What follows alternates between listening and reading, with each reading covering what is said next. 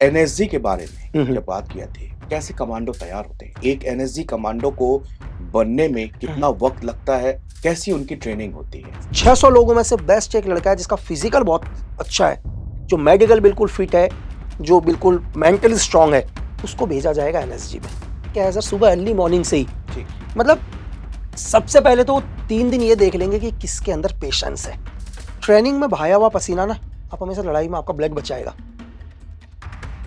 जिसने ट्रेनिंग में जितना ज्यादा पसीना बहाया है वॉर में, ऑपरेशन में, उसका उतना ही कम पसीना निकलेगा लाइफ में। क्या कहते हैं, 26/11 में जो ऑपरेशन गए, अक्षरधाम पर जो एनएसजी ने ऑपरेशन किया, जेएनके में जो ऑपरेशन किया, यही ना ऑपरेशन है ना सर। आपको पता है यार मेरा एनिमी है, फिर भी आप जा रहे हो। बहुत सारे लोग क्वेश्चन पूछते हैं यार ऐसा कैसे हो जाता है कि लोगों को पता है ताज के अंदर पूरे मिलिटेंट है, फिर हाँ, भी लोग जा फिर रहे भी हैं, लोग घुस है आए। ना। हमारे एनएसजी के 2-2 सीनियर शहीद हुए सर, है ना, फिर भी गए, क्योंकि ये वही ट्रेनिंग थी जिस ट्रेनिंग को वो लोग करके गए हैं। उनको पता है यार कि मुझे क्या करना है। सर 26/11 का जब भी ज़िक्र होता है, पहली बार हमने टेलीविज़न में वैसी तस्वीरें देखी थी। भागते हुए लोग, फिर एक ब्लैक कमांडो एक मसीहा की तरह हेलीकॉप्टर से उतरते हैं और फिर जाके वो लोगों को बचाने के लिए रेस्क्यू करते हैं। हमारे मेजर संदीप उन्नीकृष्णन, जिनकी बायोग्राफी हमने पढ़ी, संदीप उन्नीकृष्णन की कोई कहानी या उनसे जुड़ा कोई आपको याद आता हो कि एनएसजी में कैसे वो एक रोल मॉडल की तरह देखे जाए? एक आदमी को देखो ना सर, उनको पता है कि भाई मैं एक सुसाइड मिशन पर जा रहा हूँ।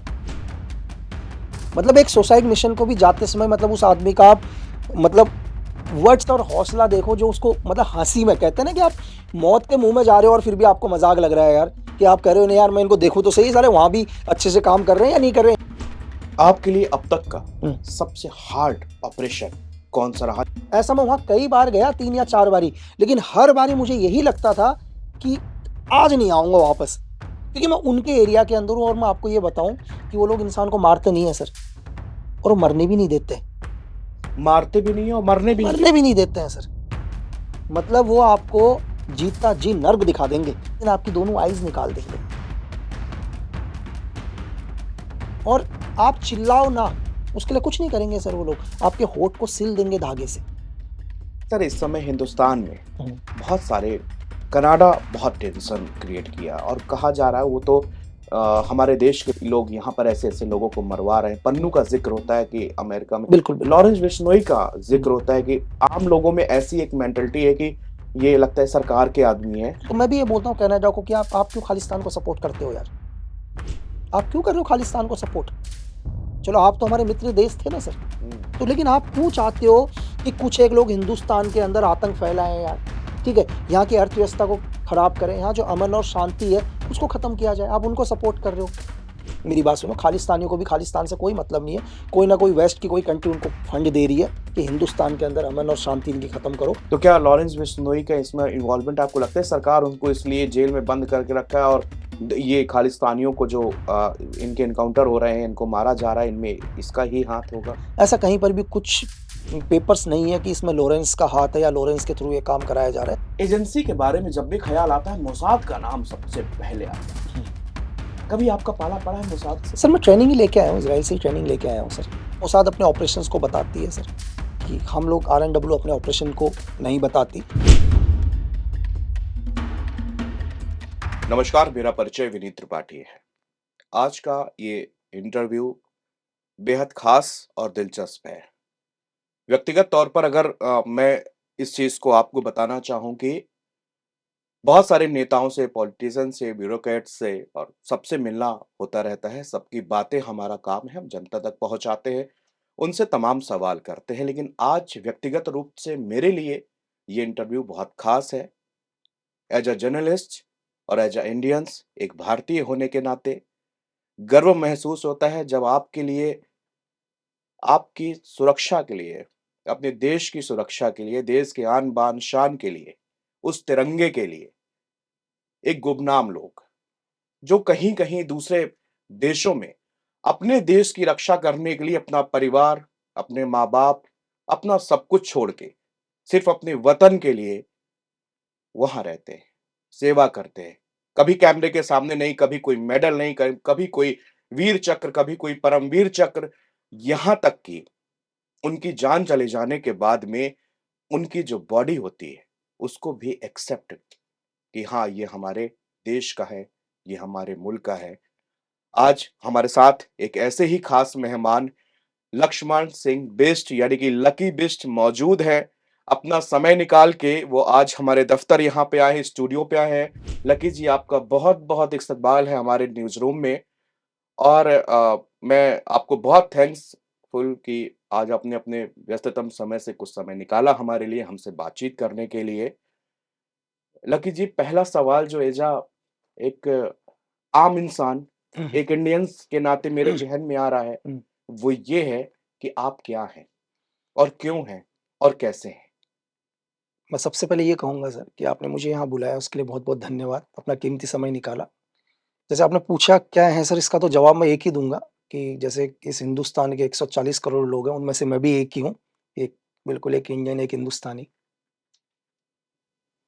बिल्कुल सादगी जब हम कभी सुनते हैं, आपके बारे में पढ़ते हैं, हुँ, एनएसजी कमांडो, हुँ, रॉ में, हमको लगता है कोई साढ़े 6 फीट का आदमी होगा, अच्छा बॉडी बिल्डर होगा हुँ, और ऐसा होगा कि जब वो कहीं से निकलता होगा, सारी निगाहें एक जैसी थम जाती होंगी। एक जो हमने फ़िल्मों में देखा है, हुँ, दरअसल वो बातें आपसे अब हम सुनने को मिलेगी कि दरअसल एक एनएसजी कमांडो की पर्सनैलिटी कैसी होती है? हुँ। सर देखो नॉर्मली हिंदू ऐसा है कि लोगों के अंदर एक इमेज बनता है कि यार एक स्पेशल फ़ोर्स का कोई होगा या एनएसजी का कोई होगा या एजेंट होगा, एक 6 फुट का होगा ये वो मतलब डिपेंड ऐसा नहीं है सर, कि डिपेंड करता है कि यार आप कौन से स्टेट से बिलॉन्ग करते हैं। हर स्टेट को एक डिवाइड किया गया है, जैसे अगर मेरी जगह कोई हरियाणा से बिलॉन्ग करने वाला होगा, यूपी से बिलॉन्ग करने वाला होगा तो 6 फीट का होगा वो। क्योंकि गवर्नमेंट ने डिसाइड किया यार मैं उत्तराखंड से बिलॉन्ग करता हूँ, तो मेरी हाइट 165 भी होगी तो भी चलेगा। क्योंकि एक रीज़न है ना सर, हर स्टेट की एक हाइट्स डिपेंड करा है, तो हमारी सरकार ने रूल्स भी उसी हिसाब से बनाए। अब अगर उत्तराखंड के लिए भी बोल देंगे कि यार 6 फीट का ही होना चाहिए, तो मुझे नहीं लगता यार 1 या 2 के अलावा कोई फ़ोर्स को या आर्मी को जॉइन करना करेगा। तो ऐसा नहीं है और डिपेंड करता है कि कोई मतलब ऐसा कुछ नहीं है कि जो आदमी 6 फीट का होगा, जिसकी बॉडी बहुत बड़ी होगी, वो ही सब कुछ होगा। डिपेंड करता है सर, आपका विज़न कितना बड़ा, आप मेंटली स्ट्रॉन्ग कितने बड़े हो। आदमी कभी मतलब ऐसा कि बॉडी से कभी नहीं हारता आदमी। आदमी हारता है उसका विल पावर कितना स्ट्रॉन्ग है सर। वो कब तक हार नहीं मानता। कि हो सकता है कि आप 6 फीट, साढ़े 6 फीट के आदमी को बोलो कि चल 10 किलोमीटर, 20 किलोमीटर दौड़ना है, वो 2 किलोमीटर में भी रुक जाएगा। हो सकता है एक साढ़े 5 फीट का आदमी बोलेगा यार मैं तो 40 किलोमीटर भी दौड़ता हूँ। तो डिपेंड बॉडी से नहीं होता है सर। और रही दूसरी बात कि कहीं से भी आदमी गुज़रे, कोई स्पेशल फ़ोर्स ही है तो अलग दिखना चाहिए, ये मैं मान सकता हूँ कि फ़ोर्स का आदमी हो कोई। जहाँ बात एजेंसी की होती है, तो एक एजेंसी का एक एजेंट ऐसा होना चाहिए दुनिया के किसी भी डीएनए में चला जाए, आप उसको देख ही ना पाओ सर। अगर वो मज़दूरों के बीच में खड़ा हो जाए तो आपको लगे कि इनमें से आप उसको फाइंड आउट कर ही ना पाओ। अगर वो किसी बिज़नेस टाइकून लोगों के साथ बैठा हो, किसी बॉलीवुड इंडस्ट्री में बैठा हो तो वहीं का वो जिस डीएनए में जाए, आपको उसी डीएनए में नज़र आए वो, मतलब वो भीड़ में आपको अलग ना नज़र आए, ताकि उसको कोई पहचान ताकि ना कोई सके। पहचान ना सके ना सर। आपको भीड़ का हिस्सा बनकर रहना है, भीड़ से अलग नहीं रहना है सर। एक कहावत है छोटा-सा कि जो भी एक एजेंट होता है वो फुटबॉल के उन प्लेयर्स की तरह होता है सर, कि अगर फुटबॉल का मैच चल रहा हो तो वो कभी फुटबॉल अपने पास नहीं रखता। मेरी बात समझे? अगर मैं नॉर्मल हूँ, मैं नॉर्मल ही रहूँगा। ऐसी मतलब मेरे पास ऐसी कोई चीज़ नहीं होनी चाहिए कि लोगों की निगाहें मेरे ऊपर हो। जैसे फुटबॉल के बहुत सारे प्लेयर्स फुटबॉल खेल रहे हैं, 11 एक साइड से, तो कभी फुटबॉल अपने पास नहीं रखनी है। फुटबॉल को पास कर दो किसी और को। क्योंकि फुटबॉल जब तक मेरे पास रहेगी ना सर, पूरी दुनिया की नज़र मेरे ऊपर होगी। फ़ोकस कहीं और फ़ोक रहेगा। मतलब मेरे ऊपर नज़र होगा ना सर, तो ऐसा कुछ भी ना हो कि दुनिया की नज़र आपके ऊपर टिके। मतलब अगर आपको दुनिया एक बारी देखे, देखने के बाद बिल्कुल दोबारा आपको ना देखे नॉर्मल। उनकी आँखें दोबारा नहीं आनी चाहिए। अगर सपोज़ आप कभी भी किसी दुश्मन मुल्क में होते हैं, ये समझ लो अगर आदमी की आँखें दोबारा आपके ऊपर आ गई, फिर आप सेफ नहीं हो सर। कितना बड़ा चैलेंज होता है लकी जी ये। नहीं चैलेंज तो है ही सर, देखो मैं आपको क्या बोल रहा हूँ कि आज के टाइम में तो अगर आप छोटा-सा अगर 2 आदमियों की लड़ाई है, 2 मोहल्ले वालों की लड़ाई है, वो भी कहता है यार मुझे उस मोहल्ले में नहीं जाना, वहाँ मेरे दुश्मन रहते हैं। वो थोड़ा-सा घबराता है उस मोहल्ले से भी निकलते समय। बोलता है यार यहाँ मेरे कुछ लोग एनिमी रहते हैं, साला मेरा सर फोड़ दें, मार दें, कुछ भी करें। तो एक हिंदुस्तान में रहने के बाद, सेम स्टेट में रहने के बाद, सेम डिस्ट्रिक्ट में रहने के बाद, एक बंदा उनके मोहल्ले से नहीं गुज़रता। यहाँ तो आप अपने दुश्मन देश में गए हो सर। जहाँ पर आप पकड़े गए, तो आप ऊपर वाले से ये दुआ करोगे कि यार सबसे पहले मुझे मौत मिल जाए। अब खुद ही अपने आप को किल करने की कोशिश करोगे। आप कभी नहीं चाहोगे आप एनिमी के हाथ में आ जाओ। क्योंकि शायद एनिमी आपको वो मौत देगा या वो मतलब तकलीफ देगा कि आप हर पल मौत माँगोगे ईश्वर से। जब आप रात को सोओगे किसी भी जगह में, अगर रात को आपको रेस्ट करने का 2 घंटे का मौका मिले, तो मैं ये बोलता हूँ कि आप भगवान से बोलो कि हे ईश्वर, अगर तेरे में शक्ति है तो मैं सुबह ना उठूँ।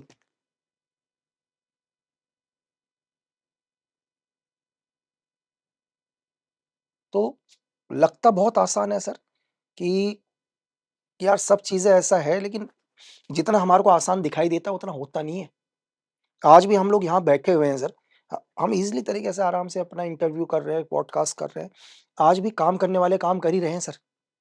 आज भी कोई ना कोई इस टाइम भी तकलीफ में होगा, इस टाइम भी दुनिया का कोई ना कोई एक एलओसी क्रॉस कर रहा होगा, इस टाइम भी कोई ना कोई एक इन्फॉर्मेशन लेके आ रहा होगा, या इस टाइम भी कोई ना कोई एक आदमी इन्फॉर्मेशन के लिए जा रहा होगा। तो दुनिया में वो काम कभी नहीं रुकेगा। अगर जिस दिन वो काम रुक गया तो हम लोग यहाँ बैठ के इंटरव्यू नहीं करेंगे सर।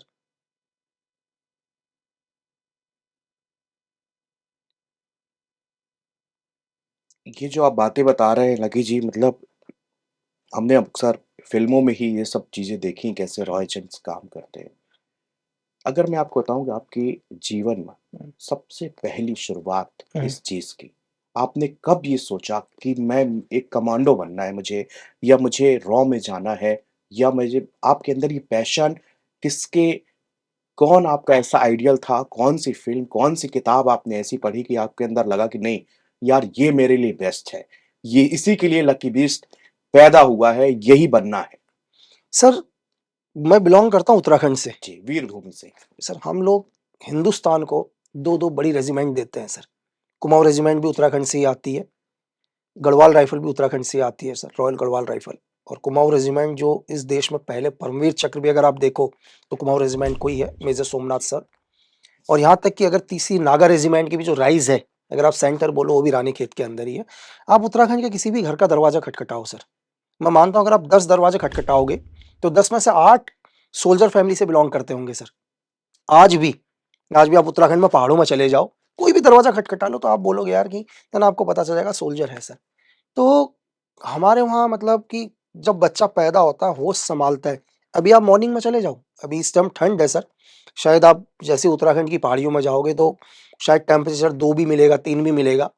जहाँ मेट्रो शहरों में लोग 9-9, 10-10 बजे उठ नहीं रहे हैं सोकर, वहाँ आपको एक सुबह 5 बजे बच्चे दौड़ते हुए मिलेंगे सर। जी, मैंने देखा अभी पहाड़ों भी, पे बिल्कुल। उनका सिर्फ़ एक ही फ़ोकस है यार, मुझे फ़ोर्स जॉइन करनी है। मतलब जैसे ही उसने होश सँभाले उसको पता है यार मुझे इंडियन आर्मी जॉइन करनी है, सेम चीज़। तो ये तो हमारे उत्तराखंड की धरती में ही है सर। ये किसी को कुछ बच्चे को भी बताने की ज़रूरत नहीं है।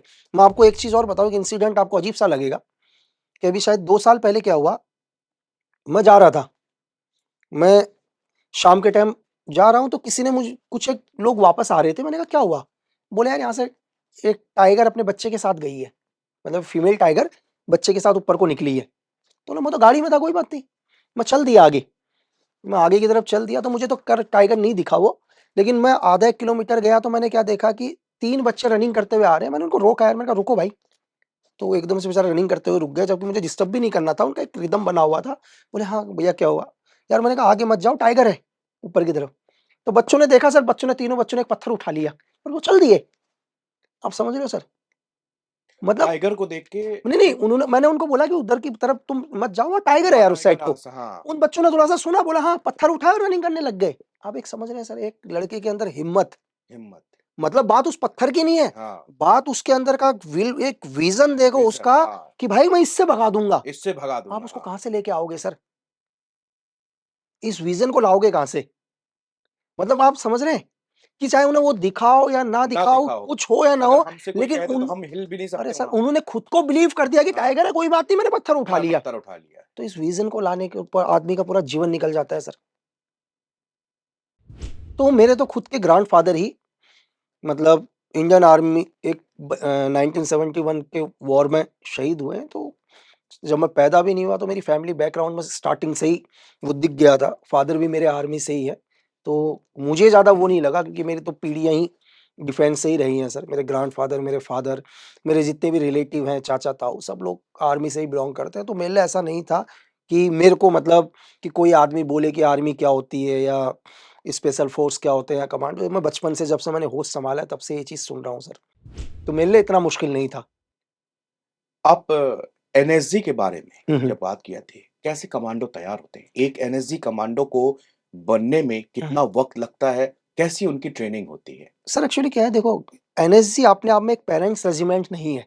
बहुत सारे मेल आज भी बच्चों के आते हैं मेरे पास कि सर हम एनएसजी ज्वाइन कर रहे हैं, हम जी, कैसे कर सकते जी। हैं? बहुत सारे आते हैं, डेली मेल चलते हैं, तो शायद आपके माध्यम से वो लोग सुन भी लेंगे।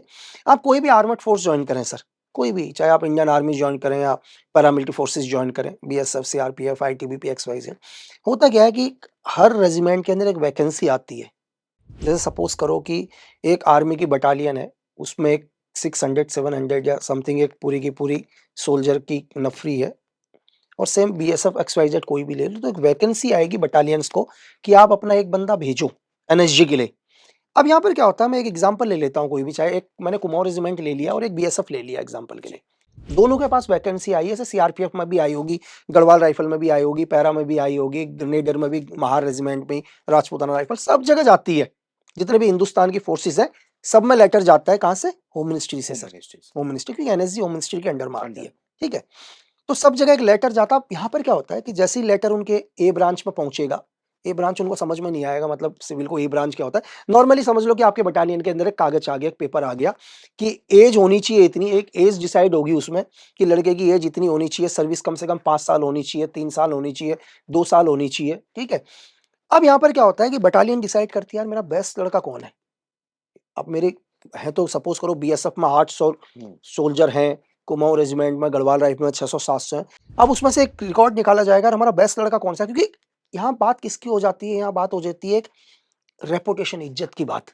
क्योंकि आपकी बटालियन आपका बेस्ट बंदा भेज रही है एनएसजी में, एनएसजी। है ना? हाँ। वो जो बंदा जा रहा है वो एक यूनिट को रिप्रेजेंट कर रहा है सर, एक बटालियन को रिप्रेजेंट कर रहा है। अगर लक्की बिस्ट, सपोज करो मैं गढ़वाल राइफल में, एक्सवाइजेड किसी में भी हूं, अब मैं लक्की बिस्ट नहीं हूं सर, मैं फलाने गढ़वाल में 14 गढ़वाल राइफल को रिप्रेजेंट कर रहा हूं। रिप्रेजेंट कर रहा वो हूँ। जो बंदा है वो 32 बीएसएफ को रिप्रेजेंट कर रहा है, एक इतने सीआरपीएफ को रिप्रेजेंट कर रहा है, तो वो अपना बेस्ट भेजते हैं, जिसकी बेस्ट होगा। 600 लोगों में से बेस्ट एक लड़का है जिसका फिजिकल बहुत अच्छा है, जो मेडिकल बिल्कुल फिट है, जो बिल्कुल मेंटली स्ट्रांग है, उसको भेजा जाएगा एनएसजी में। सेम ऐसे ही करके आप समझ लो कि जब लोग वहां जाएंगे तो आपको दिखाई देगा वहां 600-700 लोग आ रखे हैं, 600-700 पूरे इंडिया से, पूरे ऑल ओवर इंडिया से। समझ लो जैसे एग्जांपल के लिए मैं आपको बताता हूँ, 100 लोग तो 150 लोग तो सीआरपीएफ से ही आए होंगे, 100 लोग तो बीएसएफ से ही आए होंगे, 100 बटालियनों से। ठीक है, कम से कम 20-25 तो कुमाऊं रेजिमेंट से आए होंगे अलग अलग, एग्जाम्पल के लिए 10-12 पैरा से आए होंगे, तो ऐसे करके 800-900 लोग इकट्ठे होंगे कोर्स के लिए। अब उनके बाद सबसे पहले वहां जाने के बाद ऑलरेडी उनका मेडिकल हुआ है, ऑलरेडी जब वो आए हैं वहां से तो तो वहाँ अपने पे साथ अपना एक मेडिकल पेपर लेके आए हैं पूरा का पूरा, हुँ, एवरी। अब उनका दोबारा सबका क्या होता है, मेडिकल वगैरह कंप्लीट सबका री मेडिकल होता है पूरा का पूरा, सब लोगों का एक मेडिकल आया है। लेकिन वापिस इस से अब वहाँ पे सर होगा। आप बीच में 2 दिन लगाए, इस 2 दिन के अंदर कुछ भी हो सकता है सर। आप आए हो, आपका मेडिकल 7 दिन पहले हुआ था, 10 दिन पहले हुआ, लेकिन अब मुझे बिलीव करना है कि आप फिट हो मेडिकली, तो सबका मेडिकल टेस्ट होगा एनएसजी के अंदर। एनएसजी के जो अंदर। एनएसजी इन सबका मेडिकल लेगी, मेडिकल लेने के बाद क्या होगा, सबके एक नॉर्मली तरीके से टेस्ट होगा, जो वहाँ के इंस्ट्रक्टर, वहाँ के ऑफिसर्स लोग उन 800-900 लोगों का एक टेस्ट लेंगे। ठीक है, उन टेस्ट के अंदर से कम से कम ये लगा लो आप, पहले विदिन 3 दिन के अंदर लगभग 25% लोग वापस चले जाएंगे। जितने आए थे ना उसमें से 25,000 लोग हैं, तो समझ लो 250 लोग वापस जा चुके हैं सर, वापिस वापस अपने यूनिट को। आप नहीं हो फिट, वो बस वो 3 दिन के अंदर ही क्या होगा, 250 लोग जो जिस जगह से आए थे वो वापस अपनी यूनिट को चले जाएंगे कि ये जो भी उनकी उनको जो भी रीज़न्स कमी है। देंगे भाई। जी हाँ, भाई आप फेल हो रखे हो, आपका एग्जाम ले रखा है वहाँ, कई क्वेश्चंस पूछ रखे हैं आपको। एनएसजी को लगा है कि यार उनका एक अपना खुद का एक स्टैंडर्ड, हर आदमी ने स्टैंडर्ड अपना है। स्टैंडर्ड हाँ, बना रखा है। सपोज करो सर आपके टाइम्स में भी कोई काम करता है और जी। नॉर्मली एक लड़का यूट्यूबर है, वो बहुत अच्छा यूट्यूबर भी है हमारी तरफ बहुत से, हाँ, बहुत ही बढ़िया, लेकिन आप कहोगे यार हमारे स्टैंडर्ड से तुम मैच नहीं करते हो नहीं भाई। करते। हाँ, क्यों सर? जी, चाहे तो अपने तुम मास्टर हो अपने में, हाँ, तुम 10-10 मिलियंस व्यू लाते हो, हमारे उससे कोई फर्क नहीं कोई पड़ता, फ़र्क लेकिन आपका स्टैंडर्ड हमारे से मैच नहीं करता, नहीं। बस सर। तो अब 250 लोग चले गए, 750 लोग रह गए। अब यहाँ से एनएसजी का होता है ट्रेनिंग स्टार्ट, जो 90 डेज की ट्रेनिंग होती है सर, 90 डेज़ की, 90 3 डेज की, मंथ्स। 3 मंथ की कमांडो ट्रेनिंग होती है। ठीक है, 3 महीने की कमांडो ट्रेनिंग होती है। अब यहाँ से धीरे धीरे, जब फर्स्ट दिन होता है, सेकंड दिन होता है, थर्ड दिन होता है सर, करते करते हर रोज अलग अलग, डेली। मैं आपको सीधे ये बताऊंगा कि जब लास्ट दिन होता है ना सर, तो लास्ट दिन वहां पर कम से कम 70-80 लोग या 50 लोग रह जाते हैं सर। सर इस दौरान क्या होता है? थोड़ा-सा। हाँ, वो मैं आपको बताता हूँ, आप समझ गए आप सर। हाँ, उन 1000 लोग जो स्टार्टिंग में आए थे, वो लास्ट में कौन रह गए सर? सारे एनएसजी पता है क्या बोलती है? एनएसजी बोलती है यार हमारे को छाछ नहीं चाहिए भाई, हमारे को क्रीम चाहिए, छाछ तुम वापस लेके चले जाओ। बोलते हैं कि हम तो छाछ को क्या बनाएंगे, मट्ठा बनाएंगे, क्रीम बनाएंगे। ठीक है, आप पूरा छाछ, जिसके अंदर क्रीम है वो यहाँ रह जाएगा, बाकी चले जाएंगे सर। हमारे को सिर्फ क्रीम, हमारे को नेशनल सिक्योरिटी चाहिए, देश वहाँ की बहुत सुरक्षा लोगों चाहिए का दिल भी टूटता होगा। सर। दिल से ज्यादा हिम्मत टूट जाती है सर। हिम्मत टूट जाती है। मतलब आपको मैं बताऊं, देखो ट्रेनिंग क्या है सर, सुबह अर्ली मॉर्निंग से ही, ठीक है। मतलब सबसे पहले तो 3 दिन ये देख लेंगे कि किसके अंदर पेशेंस है, मतलब रुकने की क्षमता किसकी है, वो विद इन स्टार्टिंग के 3 दिन की ट्रेनिंग में भी पता चल जाता है थोड़ा थोड़ा। सुबह से ही जो, मतलब सुबह 6 बजे से ही आपका जो स्टार्टिंग होगा फिजिकल, आपको मतलब आदमी को तोड़ के रख देंगे। आपको सुबह सुबह 15 किलोमीटर रनिंग करा दी, 15 किलोमीटर रनिंग कराने के बाद आपको टाइम से ब्रेकफास्ट भी नहीं मिल पाया। जस्ट इसके बाद आपको बीओसी में लेकर गए, बीओसी में ले जाने के बाद आपको 2-4 घंटे बीओसी में बैटल ऑब्स्टिकल कोर्स में आपको ऑब्स्टिकल्स वगैरह क्लियर कराया, रॉक क्लाइंबिंग कराई, यूएससी पिट कराई। ठीक है, शाम को क्या कहते हैं आपको लूडो मतलब चीजें कराई, स्विमिंग पर लेकर चले गए, जिसको तैरना नहीं आता उसको भी जबरदस्ती बम्बू के थ्रू पानी के अंदर डाल दिया। ठीक है, इंस्ट्रक्टर है बचाने के लिए, लेकिन उन्हें पता है कि कितनी देर में आदमी मरेगा। तो मैं आपको क्या बोल रहा हूँ कि आदमी कहता है भाई भाड़ में गया, मैं अपनी यूनिट में ठीक हूँ, हाँ, वही ठीक हूँ वहीं मैं। ठीक हूँ। हाँ, सैलरी में तो कोई फर्क नहीं पड़ रहा ना सर, सैलरी में सैलरी तो सेम ही है, सेम ही है। आपको एक एनएसजी अनाउंस मिल जाएगा, कोई फर्क नहीं पड़ता। कोई फर्क नहीं अरे पड़ता। भाई आदमी बोलेगा भाई जान है जहान है भाई, नीचे है मेरे को ये, क्यों? इस ब्लैक ड्रेस को पहनने के लिए जो त्याग करना पड़ता है सर, अगर आप एक नॉर्मल ड्रेस को छोड़ के, आजकल तो आपने देख लिया कि हर आदमी ब्लैक ड्रेस पहन के घूम रहे हैं, जी, ठीक है, जी। लेकिन जो उस काले कपड़े को पहनने के लिए, जो एक एनएसजी की यूनिफॉर्म पहनने के लिए, नेशनल सिक्योरिटी की, आप इस देश की सुरक्षा के लिए जुड़े हो सर आप, ठीक है, इस देश की सुरक्षा आपके हैंड ओवर में है, तो उसके लिए बहुत त्याग मांगती है सर। सर, ऐसा भी मैंने सुना है कि कभी-कभी एनएसजी कमांडो को रात में डिनर दिया जाता है और डिनर में कुछ ऐसी पदार्थ कि वो देर तक जगे ना और सर रात में ही कह दिया जाता है कि ऑपरेशन है। अरे सर मैं आपको क्या बता रहा हूँ कि आप ये छोड़ो सर, अभी दबा के खाना खा रखा है, हाँ। मैं यार सुबह से भूखा हूँ, ब्रेकफास्ट भी मैं टाइम से नहीं खा पाया, हुँ। एग्जाम्पल के लिए मैं ब्रेकफास्ट भी टाइम से नहीं खा पाया, जल्दी से मैं मैक्स में गया और मैंने दबा के रोटी वोटी चीजें खा ली, फिर बोला भाई 30 किलोमीटर रनिंग, ओह! 28 केजी के साथ। अरे भाई आप बताओ, आप 28 केजी के साथ 30 किलोमीटर रनिंग। तो मुझे लगता है कि लकी जी इसमें तो बहुत सारे लोग किसी-किसी के ट्रेनिंग के दौरान जान भी चली जाती नहीं होगी। सर, कैजुअलिटी है, कैजुअलिटी पैर टूटते हैं। अच्छा मैं आपको एक चीज बता रहा हूँ, आप ऑब्स्टिकल कर रहे हैं सर, हुँ। आप ऑब्स्टिकल कर रहे हैं, आप 26 फीट की वॉल चढ़ रहे हैं, आपके पास कोई सेफ्टी नहीं है, 26 फीट चढ़ना है आपको, आपके पीछे राइफल लगी हुई है सर, AK-47 MP5 लगी हुई है आपके पास। मेरी बात ध्यान से सुनना, मैं एक रोप से ऊपर की तरफ चढ़ रहा हूँ, ऐसा नहीं है कि मैं पिक्चर कर रहा हूँ, मैंने सीट हार्नेस बांध रखे हैं, हुँ, पूरा हुँ। सेफ्टी है, ठीक है, ये मेरे को ट्रेनिंग के दौरान भी कुछ सेफ्टी नहीं? कुछ नहीं, कोई सेफ्टी नहीं है सर, आप ऑलरेडी आप एक्सपर्ट हो, आप कोई बच्चे नहीं हो, आप अपनी बटालियन को रिप्रेजेंट कर रहे हो, आप वहां के बेस्ट हो, आप कोई आर्मी की कोई बेसिक ट्रेनिंग लेके नहीं आए हो यार कि आप कल के जीसी या कल के रिक्रूट हो, आप तो ऑलरेडी एक्सपर्ट हो ना, अपनी बटालियन से सिलेक्ट होके आए हो। आप जब 26 फीट पर आप चढ़ रहे हो, बाई चांस हल्का सा आपका स्टेमिना खत्म हो गया, एक एग्जांपल के लिए, हुँ। आप रोप से चढ़ रहे हो, आपके पीछे आपकी बॉडी में वेट है, वेट के साथ आपने एक MP5 पीछे लटका रखी है हुँ। या AK-47 लटकी हुई है, जब आप जमीन पर गिरोगे तो तोड़ देगा ना आपकी बैकबोन तो सर।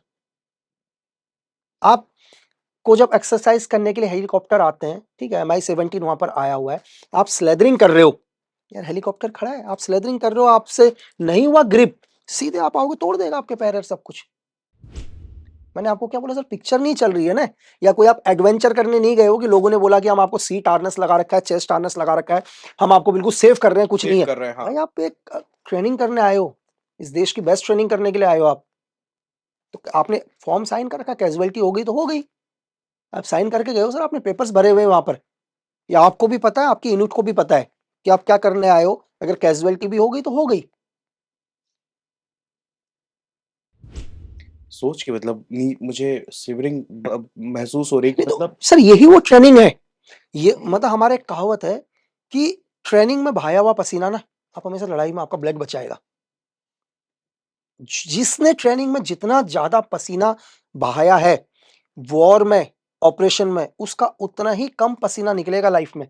यही वो ट्रेनिंग है, जब आपने क्या कहते हैं 26/11 में जो ऑपरेशन गए, अक्षरधाम पर जो एनएसजी ने ऑपरेशन किया, जेएनके में जो ऑपरेशंस किया, यही ना ऑपरेशन है ना सर। आपको पता है यार मेरा एनिमी है, फिर भी आप जा रहे हो। बहुत सारे लोग क्वेश्चन पूछते हैं यार ऐसा कैसे हो जाता है कि लोगों को पता है ताज के अंदर पूरे मिलिटेंट है, फिर हाँ, भी लोग जा फिर रहे भी हैं, लोग घुस है रहे ना, हैं। हमारे एनएसजी के 2-2 सीनियर शहीद हुए सर, जी। है ना, फिर भी गए क्योंकि ये वही ट्रेनिंग थी जिस ट्रेनिंग को वो लोग करके गए हैं। उनको पता है यार कि मुझे क्या करना है, ये सब मैं करके आ रखा हूं। एक आप नॉर्मल आदमी को बोल दो सर, एक नॉर्मल आदमी को सामने 2 गोली चलाओ, बोलेगा भाई एक काम कर, मेरे जीवन की पूरी पूंजी ले जा लेकिन मेरे को जीवन दान दे दे। आप उठा के देख लो किसी भी सिविलियन को, उसने 100 साल की मेहनत में भी जितना पैसा कमाया होगा ना सर, वो 2 मिनट में बोलेगा भाई सब ले जा, लेकिन मुझे मत मार। तो ये मौत को जो कहते हैं कि जो डर, ये डर उसी दिन खत्म हो जाता है जिस दिन बंदा वहां से ट्रेनिंग कंप्लीट करता है सर, उस डर को वहीं छोड़ देता है। सर 26/11 का जब भी ज़िक्र होता है, पहली बार हमने टेलीविज़न में वैसी तस्वीरें देखी थी। भागते हुए लोग, फिर एक ब्लैक कमांडो एक मसीहा की तरह हेलीकॉप्टर से उतरते हैं और फिर जाके वो लोगों को बचाने के लिए रेस्क्यू करते हैं। हमारे मेजर संदीप उन्नीकृष्णन जिनकी बायोग्राफी हमने पढ़ी और कितनी बहादुरी उन्होंने अपने अपने जवानों को, अपने साथियों को बचाने के लिए अकेले दम लास्ट तक और जब उनकी शहादत हुई उस समय भी उनका हाथ अपनी बंदूक पे था। ये जज़्बा सर, इसको हम शब्दों में बयाँ नहीं कर सकते। अगर आप संदीप उन्नीकृष्णन की कोई कहानी या उनसे जुड़ा कोई आपको याद आता हो कि एनएससी में कैसे वो एक रोल मॉडल की तरह देखे जाएँ? नहीं, नहीं, बिल्कुल सर, देखो कि शायद बिहार रेजिमेंट से उनके पेरेंट्स रेजिमेंट बिहार रेजिमेंट थी और 51 एसएजी के अंदर, मतलब एनएसजी के अंदर बहुत सारे ग्रुप्स हैं, जैसे आप 51 एसएजी, 52 एसएजी, ठीक है, सपोर्ट वेपन्स बहुत सारे हैं। तो 51 को जब ये टास्क दिया गया, तो कह रहे हैं कि जो, क्योंकि उस टाइम मैं भी एनएसजी में डेपुटेशन नहीं गया था, मैं भी 2009 के बाद डेपुटेशन गया एनएसजी के अंदर। तो जितने भी सीनियर्स बताते हैं कि यार वो तो एज़ ए इंस्ट्रक्टर थे सर। मतलब वो ज मतलब ऐसा नहीं है, एक इंस्ट्रक्टर्स क्या होते हैं कि यार मतलब आप ट्रेनिंग सिखाओगे, इंस्ट्रक्टर हैवली ट्रेन्ड कि आपकी ज़रूरत है यहाँ। जैसे अगर कोई भी जाएगा कि अगर एनएसजी को लगता है कि यार ये बहुत अच्छा है, मतलब इनकी ट्रेनिंग बहुत अच्छी है और ये बाकियों को भी ट्रेन करें, तो उनको एज़ एक इंस्ट्रक्टर डिप्लॉय करते हैं। उनका काम होता है कि बाकियों को भी एक बेहतरीन कमांडो बनाना। उनकी एक ज़्यादा वैल्यू होती है इंस्ट्रक्टर को, जिनको हम एक गुरु बोलते हैं सर। देखो लाइफ में मैं भी किसी से सीख के आया हूँ। तो जी। सेम मेजर उन्नीकिशन सर भी एज़ अ इंस्ट्रक्टर, जबकि वो तो, उनको तो ऑर्डर्स भी नहीं थे इस ऑपरेशन में जाने के लिए, फिर भी वो बोले कि यार मैं इस ऑपरेशन में जाऊँगा। आप सोचो ना सर, कि मतलब वो तो एक ट्रेनिंग सेंटर में डिप्लॉय हैं, वो चाहते तो नहीं भी जाते, कि यार मुझे नहीं जाना, मैं तो एक ट्रेनिंग सेंटर में हूँ और क्या, मैं तो यहाँ डिटेल हूँ। लेकिन फिर भी उन्होंने कहा नहीं भाई, कि मुझे जाना है, क्योंकि ये जो सोल्जर हैं, मतलब जो भी इस ऑपरेशन में जा रहे हैं मेरे स्टूडेंट हैं, मैंने इनको सिखाया है। तो मतलब उनका तरीका था, यार मैं देखूँ तो सही, सही काम कर रहे हैं या नहीं कर रहे। तो जब भी उनके सीनियर्स ने बोला यार कि तेरी ज़रूरत यहाँ है, बोला नहीं, नहीं, बोला मेरी ज़रूरत यहाँ वहाँ पर है, ताकि मुझे लगे कि जिनको मैंने सिखाया हुआ है वो बच्चे सही से काम कर रहे हैं या नहीं कर रहे। एक आदमी को देखो ना सर, उनको पता है कि भाई मैं एक सुसाइड मिशन पर जा रहा हूँ। मतलब एक सुसाइड मिशन को भी जाते समय, मतलब उस आदमी का आप, मतलब वर्ड्स और हौसला देखो, जो उसको मतलब हँसी में कहते हैं ना कि आप मौत के मुँह में जा रहे हो और फिर भी आपको मज़ाक लग रहा है यार, कि आप कह रहे हो नहीं यार मैं इनको देखूँ तो सही, साले वहाँ भी अच्छे से काम कर रहे हैं या नहीं कर रहे हैं। यहाँ भी ऐसे जैसे मज़ाक चलता है ट्रेनिंग में कि यार तू उसको टच करके नहीं आया। जैसे इंस्ट्रक्टर क्या बोलता है, जाओ, सब जाओ और उसको दीवार को टच करके आओ। तो 100 कमांडोज़ दौड़ते हैं, 100 में से कुछ एक होते हैं जो पूरा टच करके नहीं आते। तो सेम वो बोल रहे हैं यार ये यहाँ भी ऐसे करते हैं, साला वहाँ भी करते हैं या नहीं करते, वो मैं देखता हूँ। सर एक आदमी का वो होता है कि एक सुसाइड मिशन पर जा रहे हैं और जहाँ पर मतलब उनको फिर भी वो मज़ाक में टाल रहे हैं उस बात को। तो वर्ड्स भी नहीं है सर लोगों का बोलने के लिए, और अपना सर्वोच्च बलिदान दिया सर। तो इस देश ने मरणोपरांत उनको शौर्य चक्र से नवाजा। तो जो भी उस ऑपरेशन में गए उनको बोलते हैं कि लास्ट तक, मतलब कि बुलेट लगने के बाद भी, बॉडी के ऊपर बहुत सारे बुलेट्स लगने के बाद भी वेपन्स भी उनके ही हाथ में था। जबकि सबकी फैमिली है सर, उनकी भी एक फैमिली, एक परिवार, माँ-बाप, है ना सर? लेकिन तो अगर मैं वर्ड्स में बोलूँ तो हमारे पास वर्ड ही नहीं है उसको बयाँ करने के लिए इन चीज़ों को। सर, ये किताब मेरे हाथ में है। हुँ, आपने मुझे इसको भेजा और मैंने जब इसको पढ़ने की शुरुआत करी, बहुत सारे ऑपरेशंस के बारे में इसमें हुँ, डिटेल में इसमें जानकारी दी गई है। जब मैं लकी 20 से पूछता हूँ कि एजेंट लीमा का इतना ज़िक्र कि इंसान इस किताब को पढ़ते-पढ़ते फिर वो एजेंट लीमा को खोजने लगता है गूगल पे जाके। हुँ, एजेंट लीमा है कौन? हुँ। एजेंट लीमा कौन है सर? सर देखो, स्पाई मतलब सीक्रेट सर्विसेज़ के अंदर हर आदमी के एक कोड होते हैं। मतलब हर आदमी को उसके नाम से नहीं बुलाया जाएगा। कोई भी ऑपरेशन होता है, कुछ भी होता है तो एक कोड्स दिए जाते हैं हमेशा। तो ऐसे ही एजेंट लीमा एक कोड नेम है सीक्रेट सर्विसेज़ का। ऐसा नहीं है कि बहुत सारे लोगों के क्वेश्चन आते हैं कि यार ये नाम एजेंट लीमा ने खुद लिया या दिया जाता है, तो मैं ये बोलता हूँ कि हमेशा कोड्स दिए जाते हैं सर। तो एक सीक्रेट सर्विस का जो भी एक हिटमैन बोले जिसने दुनिया में बहुत सारे ऑपरेशंस करे हैं, तो वो ही नाम है सर। तो बहुत सारे लोगों के क्वेश्चंस भी आते हैं कि यार कहीं ऐसा तो नहीं है, अगर आपने इसका बुक का पार्ट फर्स्ट पढ़ा हो, ये तो रॉ हिटमैन सीक्वल 2 है। सीक्वल टू है। तो फर्स्ट के अंदर भी बहुत सारे लोगों को कंफ्यूज होता है कि यार नहीं, लक्की बिस्ट और एजेंट लीमा एक ही है। तो ऐसा कुछ नहीं, मतलब जो लोग सोचें सर कि ये दोनों एक ही हैं या अलग हैं। आप बेस्ट स्नाइपर्स हैं। जब हम गूगल करते हैं विकिपीडिया में इंडिया में आपका नाम सबसे ऊपर दिखता है, कैसे? सर मेरी एक ही चीज़ है सर, मतलब मैं ज़्यादा दिन कहीं नहीं टिकता हूँ। मेरी लाइफ की एक चीज़ और है, मैं अगर अपनी लाइफ को याद करूँ, मैं ज़्यादा दिन कहीं टिक ही नहीं पाता सर। मैंने पढ़ाई करी, सर 11th में ही मैं चला गया सर। तो 11th में मेरे साथ के लोग थे, शायद मेरे साथ वाले लोग ग्रेजुएशन कंप्लीट कर हुई भी नहीं थी, मैं अपनी ट्रेनिंग कंप्लीट करके आ गया था। फिर मैंने ट्रेनिंग करी, मैंने बहुत सारे मतलब ऑर्गेनाइजेशन में एज़ ए डेपुटेशन रहा, कहीं ज़्यादा टिका नहीं। मेरी लाइफ का एक ही फंडा है सर, तो चाहे मैं एज़ ए बॉम्ब टेक्नीशियन बना, एज़ ए स्नैपर बना, है ना? As a secret service join करी, यहाँ तक कि आपको मैं एक और शॉकिंग बताऊँ कि शायद मैं ही ऐसा होऊँगा, मुझे नहीं पता कि दूसरा कौन है, जो एनएसजी में डेपुटेशन आया और एनएसजी में डेपुटेशन के लिए 3 इयर्स हैं सर। 3 साल एनएसजी में बंदा डेपुटेशन रहता है और कुछ एक लोग तो कोशिश करते हैं कि उनका 6 महीना या साल भर और बढ़ जाए, होम मिनिस्ट्री के थ्रू। मैं वहाँ भी 11 महीने रहा सर। तो अभी लोग भी ये बोलते हैं यार कि इंडस्ट्री में कितने दिन रहोगे? अब मैंने कहा भाई जब तक चल रहा है, जब तक देखते हैं। लेकिन मैं आपको एक चीज़ बताऊँ सर, मैं अपनी लाइफ में जहाँ भी रहा, मैंने कोशिश किया मैं अपना बेस्ट काम करूँ सर। अगर आप कभी एनएसजी आपको जाने का मौका मिले, बेशक मैं 11 महीने ही रहा, लेकिन आज भी आपको ट्रेनिंग सेंटर में मेरा नाम लिखेगा दिखेगा नंबर के साथ सर।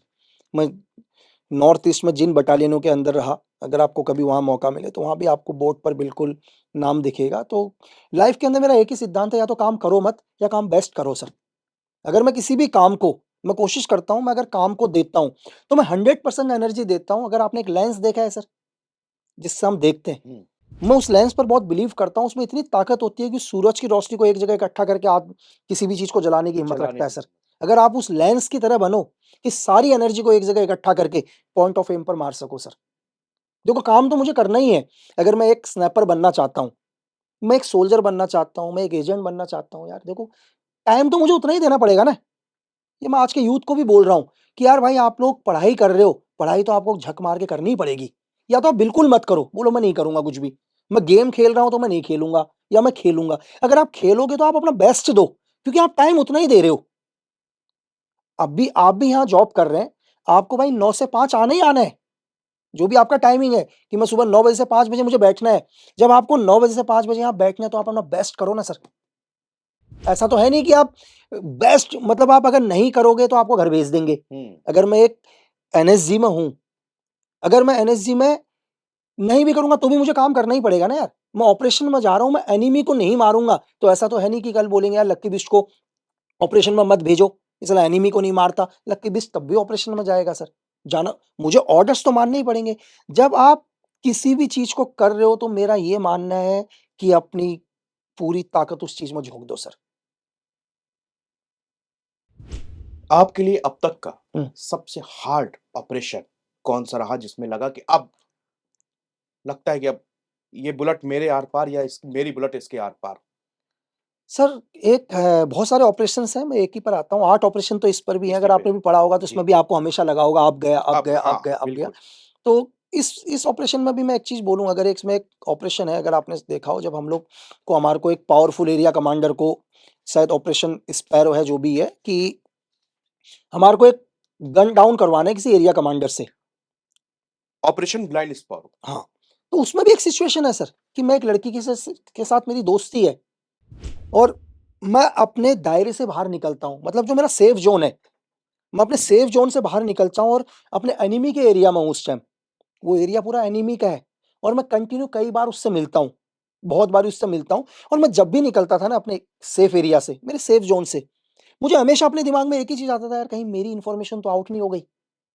हमेशा लगता ही है ना, यार हमेशा आप ही तो हीरो नहीं रहोगे, हाँ, कि आप ही भाई आप ही बोलोगे मैं ही मुकद्दर का सिकंदर हूँ।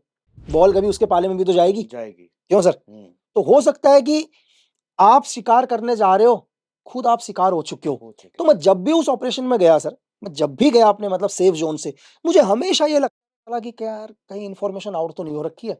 आज मैं आऊँगा या नहीं आऊँगा? जब मैं वापस आता था तो मैं फिर ईश्वर को धन्यवाद करता था। ऐसा मैं वहाँ कई बार गया 3 या 4 बारी, लेकिन हर बारी मुझे यही लगता था कि आज नहीं आऊँगा वापस, क्योंकि मैं उनके एरिया के अंदर हूँ और मैं आपको ये बताऊँ कि वो लोग इंसान को मारते नहीं हैं सर, और वो मरने भी नहीं देते। मारते भी नहीं है और मरने भी नहीं मरने भी देते। नहीं देते हैं सर। मतलब वो आपको जीता जी नर्क दिखा देंगे। वो आज क्या करेंगे? वो सिर्फ़ आज की डेट पर आपको टॉर्चर करना है, सिर्फ़ आपके आज दोनों बोन्स जो घुटने हैं, उन दोनों घुटनों पर एक-एक गोली मारेंगे आपके, और मरने भी नहीं देंगे सर। नेक्स्ट दिन आपका क्या करेंगे? नेक्स्ट दिन आपकी दोनों आईज़ निकाल देंगे, और बहुत नॉर्मली तरीके से नाइफ से बहुत प्यार से निकालेंगे।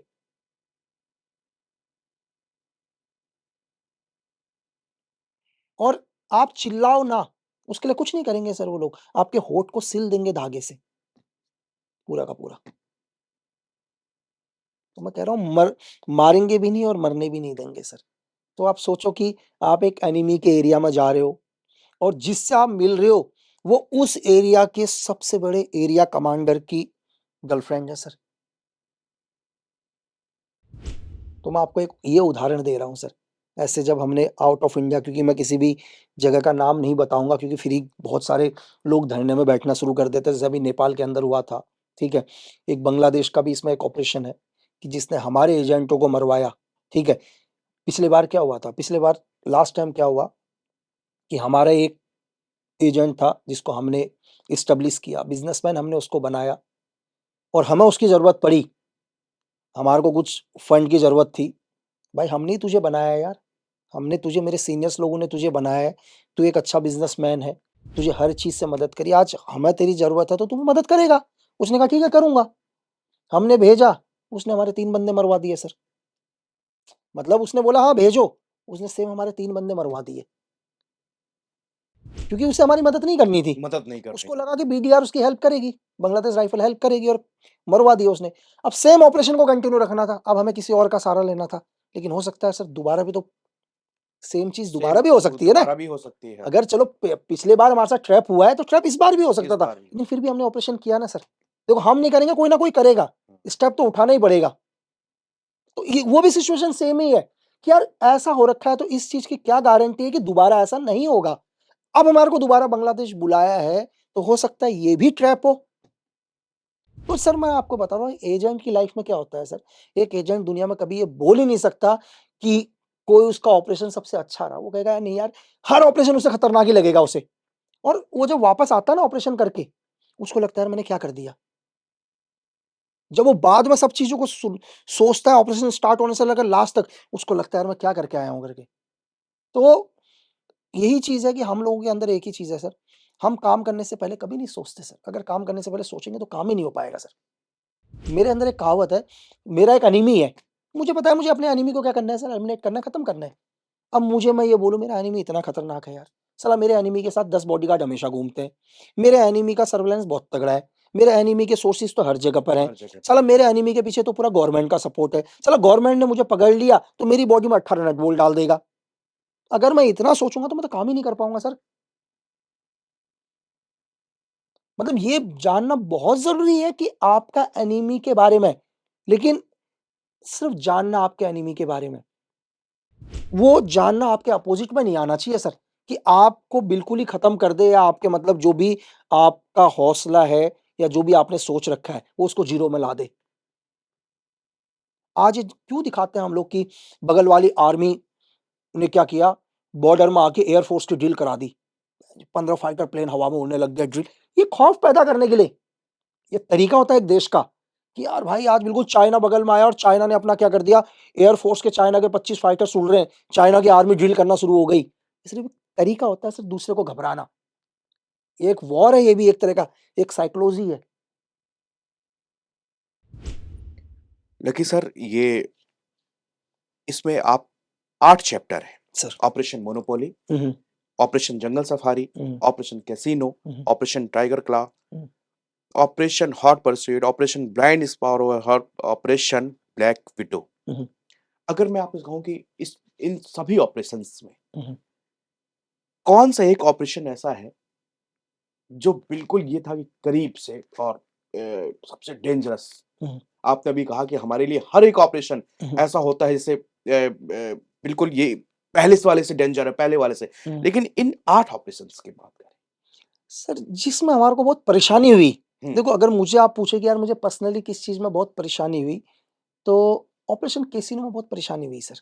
कैसीनो में। कैसीनो में बहुत दिक्कत हुई हमारी, क्योंकि मैं आपको आज ये बता रहा हूँ सर, कि बहुत सारे लोग कहते हैं यार कि यूएस खतरनाक है, चाइना खतरनाक है ना? मिडल ईस्ट में चले जाओ, चाहे सीरिया खतरनाक है, लेबनान खतरनाक है, रशिया खतरनाक है।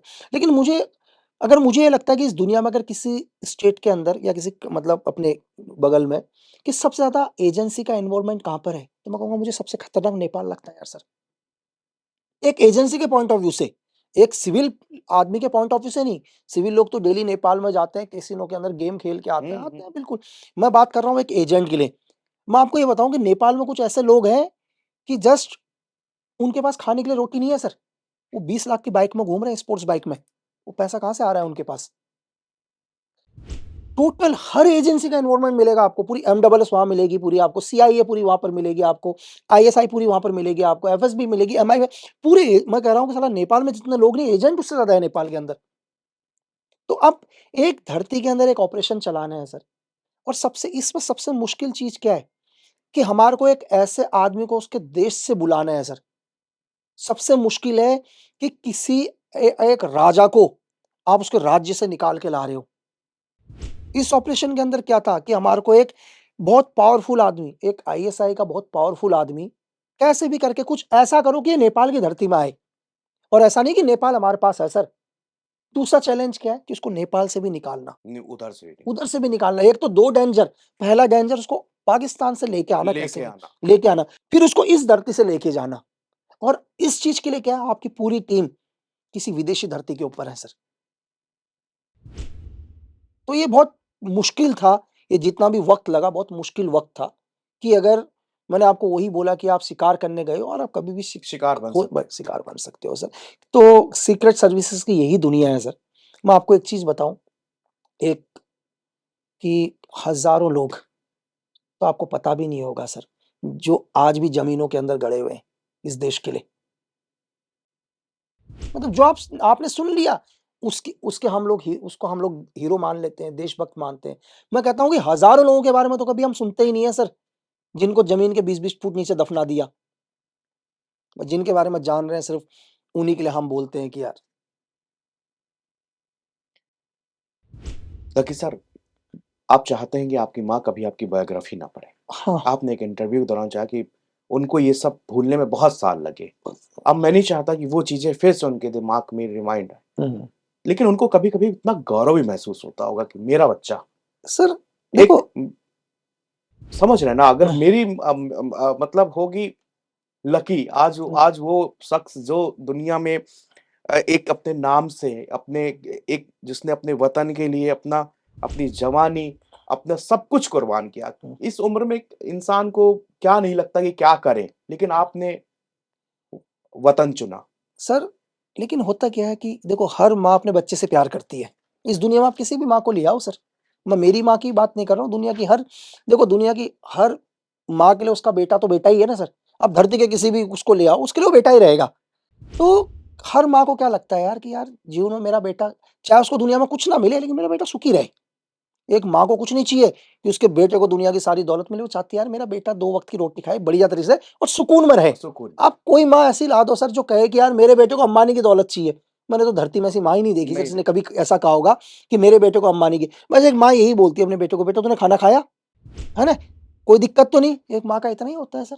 लेकिन एक मैं ये नहीं चाहता कि एक माँ को, या वो मेरी माँ हो या दुनिया में किसी की भी माँ हो, कभी किसी माँ को ये नहीं पता चलना चाहिए यार उसके बेटे ने ज़िंदगी में कितनी तकलीफ़ें देखी हैं। तो वो ऐसा खुशी नहीं चाहिए, हमारे को इतनी खुशी नहीं देनी लेकिन वो तकलीफ़ नहीं देनी सर, कि वो जाने कि यार मेरे बेटे ने लाइफ़ में क्या-क्या तकलीफ़ें देखी है, हमारे को वो पल भर का तकलीफ़ नहीं देनी माँ को।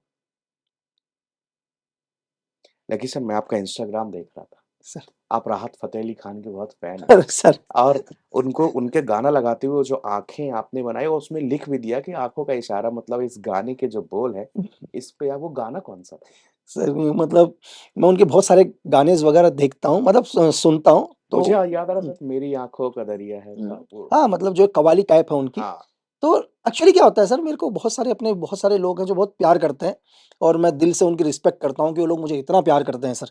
मतलब हमेशा, मतलब मैं ये कहना चाहूँगा और उनसे सॉरी भी बोलता हूँ यार कि आप लोग इतने सारे मुझे प्यार करते हैं और मैं उनको रिप्लाई नहीं कर पाता कई बार, थोड़ा व्यस्त होने के कारण सर।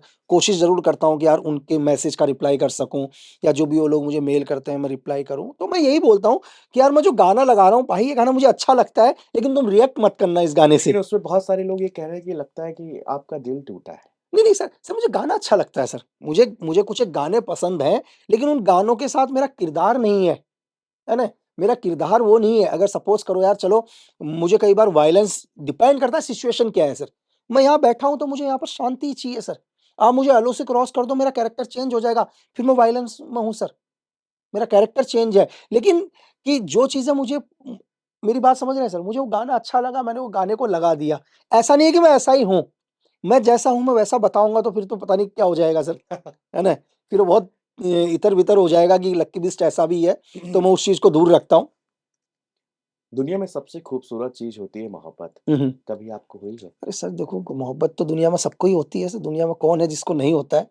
क्योंकि है तो एक इंसान इंसान ही लेकिन सर। कमांडो, सोचिए नहीं ना, आपके पास ना टेलीफ़ोन है, सर। ना आपके पास में आपको पता भी नहीं है, हुँ। लेकिन अगर आप किसी से मोहब्बत कर रहे हैं, अब वो उसको ये भी पता नहीं है कि लकी कहाँ है। सोचिए, हम लोग कभी सोच के भी हैरान होते हैं, क्या ऐसा कभी आपकी लाइफ़ में? सर देखो, मैं एक चीज़ तो जान लिया कि दुनिया में आप लाइफ़ में कुछ भी करो, झूठ से शुरुआत मत करो। उसकी नींव झूठ नहीं होनी झूठ नहीं चाहिए। होनी चाहिए सर। इस दुनिया में आप कुछ ईश्वर छीन लेगा आपसे, ये आप लिख के ले लो सर। दुनिया के अंदर कोई भी चीज़ अगर उसकी नींव, उसकी बुनियाद आपने झूठ से शुरू करी है ना सर, आप 99 में पहुँचोगे लेकिन फिर आप ज़ीरो पर आओगे सर। तो आप उसको आप मज ऐसा नहीं है कि कई बार क्या होता है सर, मैं एक सीक्रेट सर्विसेज़ के लिए काम करता हूँ, तो अब उसको झूठ बोलो कुछ भी, कई बार मेरी मजबूरी हो जाती है सर। मेरी मजबूरी हो गई कि यार हो सकता है मैंने अब मैं अपने बारे में ये तो बताऊँगा नहीं ना सर मैं क्या करता हूँ। हुँ, तो लाइफ़ में मुझे कोई दोस्त मिला, कोई भी, उसने मुझसे पूछ लिया तुम्हें क्या करते हो? यार मैं ये थोड़ी ना बोलूँगा सर मैं एक एजेंट हूँ, सीक्रेट हाँ, सर्विसेज़ के लिए बिल्कुल। काम करता हूँ, है ना? तो यार मैंने उसको झूठ बोल दिया। मैंने बोल दिया भाई कि उस टाइम तो जल्दबाज़ी में कुछ चीज़ नज़र आई नहीं। मैंने बोल दिया यार मैं एक दुकान थी सामने एयरटेल की, मैंने कहा मैं एयरटेल में जॉब करता हूँ। मतलब एयरटेल में जॉब करता हूँ। अब वही मेरी झूठ की शुरुआत हो गई सर। अब उसको आप चाहे मेरा मकसद ये नहीं था कि मैं आपसे झूठ बोलूँ, जी, मैं सच भी नहीं बोल सकता सच था, भी नहीं बोल सकता है था। ना? हाँ, और अपना विथिन 20 साल की एज, ठीक है सर? तो अब धीरे-धीरे वही झूठ, अब एक झूठ को बोलने के लिए आपको 1000 झूठ बोलने ही पड़ रहे हैं। अब उसको उसको कायम रखना है ना उसको सर, कायम रखना है। उसको कायम रखना है। अब मुझे कभी भी फ़ोन करे वो कि भाई तुम फ़ोन नहीं उठा रहे। अब मैं बोला यार मैं एक्चुअली कॉल सेंटर में हूँ, एयरटेल हाँ, कॉल सेंटर में जॉब करता हूँ तो मैं फ़ोन नहीं रखता, अलाउ नहीं है। अलाउ फिर कई नहीं बार है। रात को फ़ोन करे, तो साला मैं कहीं ऑपरेशन में हूँ तो फ़ोन, बोला रात को भी कॉल, यहाँ से 2 चीज़ें शुरू हो गई सर। यहाँ से पहली 2 चीज़ें क्या शुरू हुई कि नहीं इसका चक्कर कहीं और भी चल रहा है। और भी चल रहा है। जबकि ऐसा मतलब मेरी बात समझे हाँ, कि सामने वाले के ज़हन में है ना, जी, हाँ। क्योंकि भाई कितना भी बिज़ी होगा आदमी फ़ोन तो उठाएगा, फ़ोन तो उठाएगा है ही। ना? तो अब मैं फ़ोन ना उठाए, मैसेज तो देख ही मैसेज तो सकता है। देगा। अब हाँ, हम सर ऑपरेशन में जाते हैं, ना फ़ोन, ना ना कुछ चीज़ें ये, कुछ भी नहीं। कई बार 2-2 3-3 दिन भी नहीं आते हैं। यहाँ से थोड़ा-सा क्लैश होना शुरू, है ना? यहाँ से थोड़ी दूरियाँ, क्योंकि एक झूठ है मेरा, एक झूठ है, क्या झूठ है वो? कि मैं एयरटेल में एयरटेल में काम कर काम रहे हैं। करता हूँ। जबकि मेरा मकसद नहीं है सच में आपका दिल दुखाना हुँ, और मैं आपसे झूठ बोलना। चीज़ है, चलो फिर लेकिन उसको देश हित में मैं आपको वो बता भी नहीं बता भी नहीं सकता। सकता। लेकिन फिर भी कोई नहीं, मैं एक एजेंट हूँ, कैसे भी करके मना लिया। इतना है कि यार कैसे इंसान को मनाया जाता है, दुनिया में कैसे, इतना तो मैं सीख के आया हूँ मेरी ट्रेनिंग में। फिर भी मैं आपको विश्वास दिला दे रहा हूँ चीज़ों में, क्योंकि यही मेरा काम है सर। लेकिन एक दिन सडनली आता है, लिखा हुआ कि लक्की बिस्ट गैंगस्टर, लक्की बिस्ट मर्डरर। तो भाई अगले का बाप बोलता है तुझे धरती में यही इंसान मिला एक? क्यों? तो उस दिन सब खत्म। तो मुझे यही लगा यार कि झूठ से जो आपकी शुरुआत होगी ना सर, वो अब उस झूठ में दौरान आप गिरेगा। छुट्टी पे आए हुए थे, छुट्टी बताइए। पर आए आप थे सर, छुट्टियों पे आए हुए थे और फिर आपको जेल हुई, कितने ट्रांसफ़र हुए, मतलब 11 एक 11 ही लकी 20 की ये एक एक लाइफ़ को अगर देखो, एक समय वो आदमी जो देश के टॉप लीडर को एक बिल्कुल। एक अरे सर इसमें आपको एक हैरत की बात बताता हूँ। मतलब जब मैं एक बारी प्रतिभा पाटिल का दौरा था उत्तराखंड में, अब सुनिए जब प्रतिभा पाटिल का दौरा था, तो मैं एक्सप्लोसिव की ट्रेनिंग देने गया था उधर। पुलिस ऑफिसर्स को एक्सप्लोसिव की ट्रेनिंग देने गया था कि यार थ्रेट और कॉल्स को कैसे आप लोग आइडेंटिफ़ाई करो। आपको एक हैरत होगा कि जो पुलिस का ड्राइवर मुझे रिसीव करने आया, जो आईपीएस मेरी ट्रेनिंग में बैठी थी, उसी आईपीएस ने मुझे अरेस्ट भी किया और वही ड्राइवर मुझे जेल भी छोड़ के आया है। आप सोच रहे हो सर, कुदरत देख लो सर। मतलब एक मुझे वो रिसीव करने आ रहा और वही आईपीएस मेरी लेक्चर में भी बैठी हुई, जब मैंने क्लास दी क्लास तो वो आईपीएस भी उन ऑफिसर्स में वो भी बैठी थी, और जब मैं अरेस्ट हुआ हूं तो वो आईपीएस भी उसमें है, और वही जो पुलिस का जो ड्राइवर था वही मुझे जेल की वो ड्राइवर छोड़ने गया है। तो ये है सर, ये कुदरत है सर। लगी सर, कैसा रहा स्ट्रगल का ये बहुत सर टफ फर्क टाइम। नहीं नहीं सर, अपने को फर्क नहीं पड़ता, अपने को फर्क इसलिए पड़ता है, मैं आपको बताऊं सर, दिक्कत कब थी, आपको खुद को गिल्ट नहीं होना चाहिए, फिर कोई फर्क ही नहीं पड़ता। क्योंकि मैंने वो काम किया किया है। ही नहीं है ना सर, क्या फर्क सर। मैं आपसे क्या कह रहा हूं कि मैं आपको एक चीज बताता हूं, इस दुनिया में कौन है सक्सेस इंसान, दुनिया का सबसे सफल इंसान कौन है सर? धरती का सबसे सफल इंसान वो है जो कई बार टूटा है, उसके सब लोगों ने उसको छोड़ दिया, सब ने उससे दूरियां बना ली सर, अब उसका कोई अपना नहीं है और वो अकेला रह जाता है, लेकिन सर उसको एक चीज उसके साथ रहती है, और वो विश्वास उसके साथ रहता है कि ये जितने लोग हैं ना सर, ये सब के सब दोबारा आ जाएंगे मेरे पास, अगर मैं दुनिया में सफल इंसान बन गया तो। अगर उसने उस वर्ड को याद रख लिया कि सिर्फ मुझे एक सफल इंसान बनना है, दोबारा जीरो से उठकर, तो ये सारी दुनिया मेरे साथ आ जाएगी सर। जेल में आप डायरियाँ लिखते थे, कहानियाँ भी लिखते थे आप। कहानियाँ लिखता था, आजकल वही कहानियाँ पिक्चरों में लिख रहा हूँ, कुछ वेब सीरीज, कुछ फ़िल्म वगैरह। तो मैंने एक चीज़ बोला सर, मैं अपना कभी भी टाइम खराब नहीं करने देता। मैं हमेशा अपने टाइम को क्या करता हूँ, यूज़ करता हूँ। मैं जेल में रहा, 4 साल रहा, 11 जेलें ट्रांसफ़र रही। मैं आपको ये बताऊँ कि मेरे पेन खत्म हो गए थे, और पेन थे कॉस्टली, तो मैंने रिफिल्स मँगवाई उसके बाद, क्योंकि एक पेन शायद 15-20 रुपए का, 10 रुपए का एक पेन आता, तो मैंने एक काम करा, मैंने कहा दोस्तों को बोला मुझे रिफिल ही दे देना, और इतना फ़ायदा हुआ सर मुझे इन लिखने से। एक स्क्रिप्ट को लिखने में, अगर मैं आज जैसे बॉम्बे में मैं काम कर रहा हूँ, as a screen play writer काम कर रहा हूँ, स्टोरी राइटर काम कर रहा हूँ, तो मैं बहुत सारे राइटर से मिलता हूँ, बहुत अच्छे-अच्छे राइटर से, जो बहुत एस्टेब्लिश है, जिन्होंने बड़ी-बड़ी पिक्चरें लिख कर दी हैं। वो भी एक कहानी की स्क्रीन प्ले को लिखने में साल, डेढ़ साल, 2 साल लगा हाँ, देते हैं सर, अमूमन इतना समय है एक ना? अच्छी फ़िल्म को लिखने में लगता है। लगता है ना सर? लगता है। बस ईश्वर की दया से मैंने 51 कहानियाँ तो लिखी हुई हैं सर, 11 मेरी लॉक हो चुकी हैं सर, 11 तो मेरी ए लिस्टर्स के साथ लॉक हैं। कितने तो दिन में? अभी विथिन 2 साल हुए मेरे को इंडस्ट्री में काम करते हुए, 11 तो मेरी लॉक हो चुकी हैं। 11 project as a web series और फ़िल्म में लॉक कर चुका कैसे हूँ। कर लेते हैं? सर पूरा लिख, मैंने क्या बोला कि उन 4 साल को मेरा पूरा का पूरा मेरे माइंड में कि कौन-सी कहानी है, कौन-सी क्या है, मुझे सिर्फ़ लिखने में, देखो एक राइटर है नॉर्मल, वो लिख रहा है, रिसर्च कर रहा है हुँ। कि यार क्या होगा, क्राइम कैसे होगा, क्या होगा, हीरो क्या करेगा? मैं पूरा जीवन यही जीकर आया हूँ यार। मुझे सिर्फ़ उतना ही टाइम एक स्क्रिप्ट को लिखने में लग रहा है, जितना मेरा बंदा लिखने में टाइम लगा रहा है। लगा रहा है। मैं कह रहा हूँ तू 1 दिन में लिख दे 200 पन्ने, मैं 1 दिन के अंदर स्क्रिप्ट खत्म कर दूँगा। मुझे सिर्फ़ कोई आके मुझे ये बोल दे यार मैं 200 पन्ने या 400 पन्ने 1 दिन में लिख सकता हूँ, तो मैं भी सामने वाले को बोल दूँगा कि मैं 1 ही दिन के अंदर पूरी वेब सीरीज़ लिख दूँगा। तो आप हमेशा, आपका जो भी वक़्त रहा हो, चाहे वो बुरा रहा हो, चाहे अच्छा रहा हो, डिपेंड करता है आप उसको कैसे यूज़ करते हो सर। जीवन में हर एक की वैल्यू है। एक छोटी-सी कहानी है सर, फ़र्क कुछ नहीं पड़ता है, आप उसको क्या बोलोगे आप? एक आदमी ने एक घोड़ा लिया सर, एक घोड़ा लिया, पड़ोसी लोग आए उससे कहने यार कि तेरा क्या घोड़ा है, क्या बढ़िया घोड़ा है तेरा। उसने कहा हाँ, ठीक है, ठीक है। लोग बोले यार कैसा बेवकूफ़ इंसान है करके यार, साला इतना बढ़िया घोड़ा है, इसको कोई मतलब ही नहीं है, ठीक है। उसने कोई रिएक्ट नहीं किया ठीक है करके, हाँ, चीज़ें, ठीक है, नॉर्मल ठीक है। है, नॉर्मल है। हाँ। अब उस घोड़े में उसका बच्चा था जो, वो राइड करने लगा और बच्चा गिरा और बच्चे के पैर टूट गए सर।